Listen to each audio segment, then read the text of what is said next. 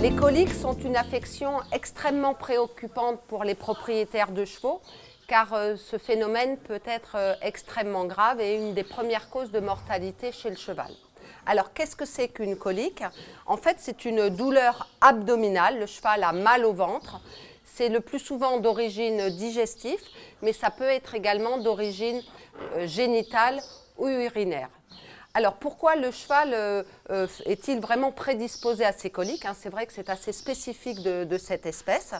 En fait, parce que anatomiquement, le cheval présente des particularités. Par exemple, il ne peut pas vomir, l'estomac est de petite taille, le gros intestin a des zones de rétrécissement, il est mal attaché dans la cavité abdominale et tout ça prédispose aux coliques. Alors, les causes majeures sont les défauts dans la gestion de l'alimentation, par exemple des chevaux qui mangent trop de paille, pas assez de foin, qui sont nourris avec des aliments trop riches, trop énergétiques.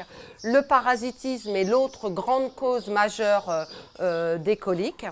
Et puis, donc, la gestion environnementale, le travail sont également des causes de coliques. Donc, comment va-t-on savoir que le cheval est en colique?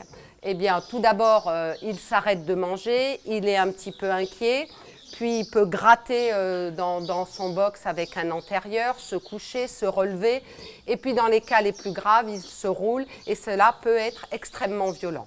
Donc là, évidemment, il faut appeler rapidement le vétérinaire. Donc, que va faire le vétérinaire? Il va faire un examen général approfondi du cheval en colique. Donc, il va examiner les muqueuses, l'état général, le niveau de douleur du cheval. Il va procéder à l'auscultation cardiaque. Il faut savoir que la fréquence cardiaque est un très bon indicateur de la gravité des coliques.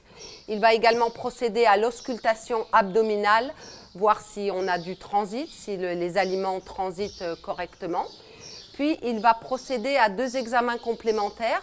Le premier, c'est le sondage nasogastrique, c'est-à-dire qu'il va introduire dans le nez, puis l'œsophage jusqu'à l'estomac, une grosse sonde pour vérifier s'il y a beaucoup de liquide dans cet estomac, si cet estomac n'est pas distendu.